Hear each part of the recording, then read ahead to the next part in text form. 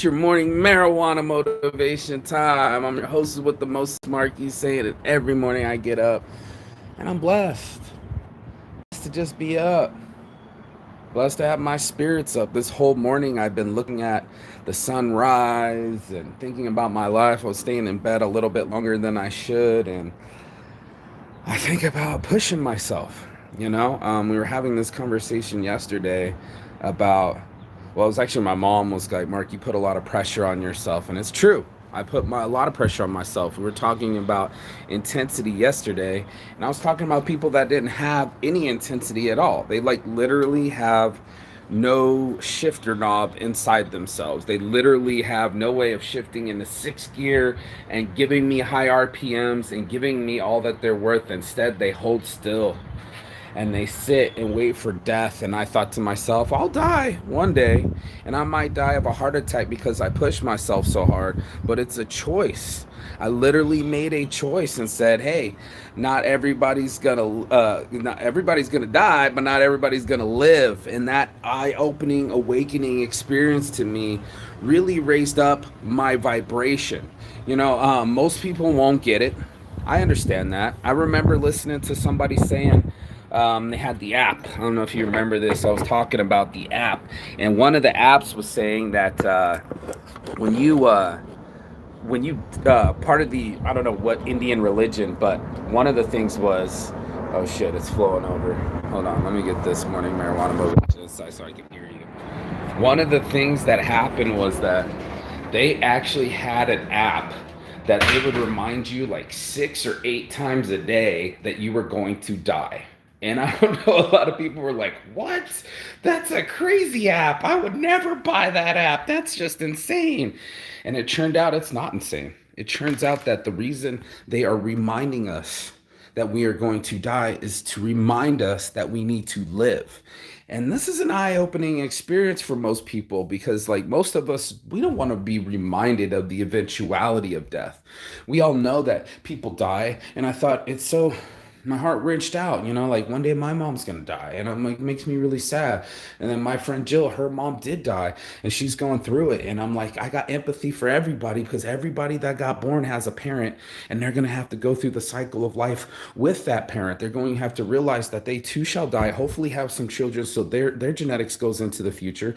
This is just genetics speaking, but wow, what an eye-opening experience to be like, we're not always going to stay alive. And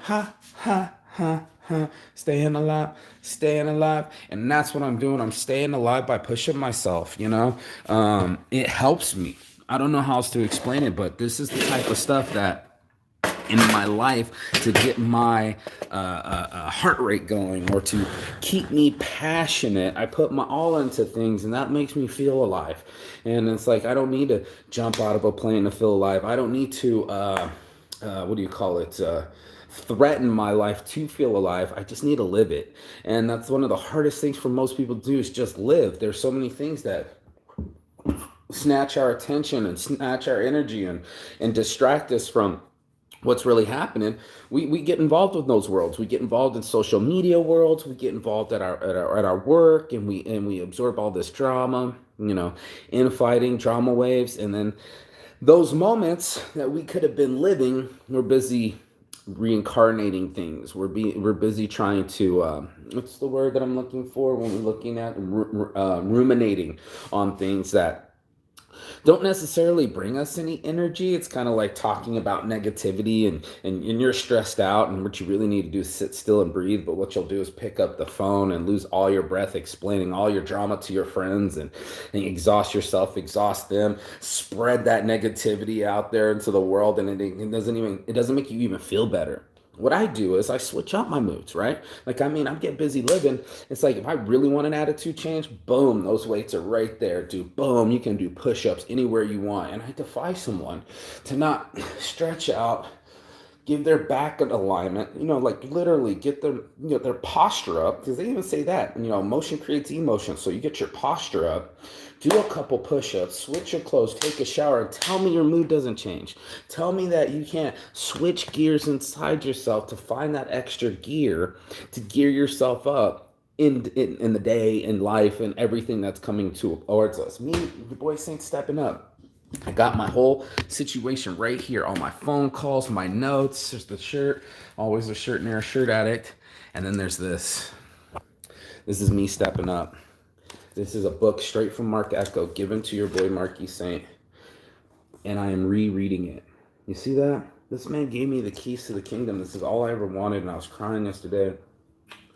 In my Bible, you guys, and I needed to reread my Bible, and I needed to believe in myself. And I think we all need alignment. So it wasn't just believe myself, but take the leap. I was already believing in myself, but to believe, to take the leap. I was nervous about my logo. I was redrawing it all the time and finding the alignment. Here, I'll show it to you guys, the new Saints brand logo. But I sketched this, right? I kept it aligned. I made this S. This is a freehand S. There's a T. My last name is ST, like Saint. And this is Saint's brand with the halo. Like, I reincarnated my logo. And it's something that I've done for many people. And hold this tight, because it's probably happened to you, where I can help 10 motherfuckers in a row get their logo done. Logo in an hour. Designs by Saints, no problem. But as soon as it came to me getting it done, and something I've asked over 100 customers, if not 1,000 customers to do, was to pick their own font.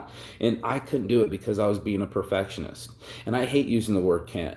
And I wasn't allowed to even use the word can't as a kid, but that's what happened. I was delaying myself. I was self-sabotaging, and I was living in fear. And because of that, I never used Mark Ecko's address, which I had, phone number, or anything to send him a real Saints brand shirt. I hesitated. That's why none of you guys have seen it, because I just didn't like the logo. And it's really tough when you're talking about something that inspires other people to make a logo. We're talking about branding here, right? Real branding, like a tattoo on your body. I have already had my bestie, day one's first, get the tattoo. The book talks about that. On the second page, he talks about everyone having a chance. He said, I built brands that people literally tattoo on their bodies, which is quote, end of quote, branding in the truest sense. And then he goes on and says, I have brands that people tattoo on themselves. Boom. And he shows it, and how proud this person is to have this logo and to put it on their body that their mother gave them. And my friends are already doing that. Are you for reals right now? Are you crazy? Like, this is amazing to me that everyone can absorb something that I built and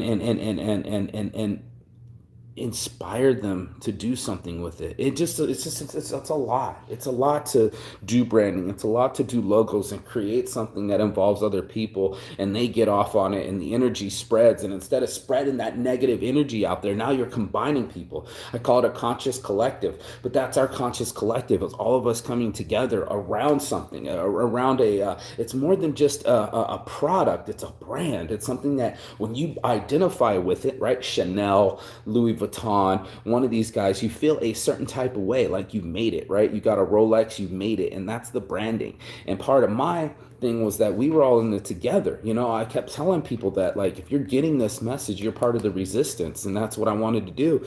My little Saints Anarchy was to get resistance. You know, I'm always inspired by people that question authority and defy the laws and think for themselves. And this is what inspires me. You know, I get off on this. I get off on reading people like Nietzsche. I get off on reading about Sir Isaac Newton. I get off on Galileo and all these people that challenged authority. And everybody is like, you can't challenge authority. You can't challenge the church. You're a heretic, motherfucker. It's the planets go around us. And it's like, we're so egocentric. We become so myopic that we can't see the forest through the trees. And that was when I was like, let me step back. Let me get out of my own way and accelerate. Let me downshift to upshift. You get what I'm saying? Like, I gotta find that gear that gets me in gear. And that's your morning marijuana motivation. On my heart from the start, your boy Marquis Saint, Saints Addiction. If you got anything out of this, smash the subscribe button, share it with a friend. That's how we do this. We reach, preach, and teach every morning. I'm the weed pastor. I get up, I get blessed with the herbs, get blessed with the words, and herbs and words. That's dope. And then maybe we should do like a speak on that one. Anyway, peace and love. I'll see you on the other side. Ciao.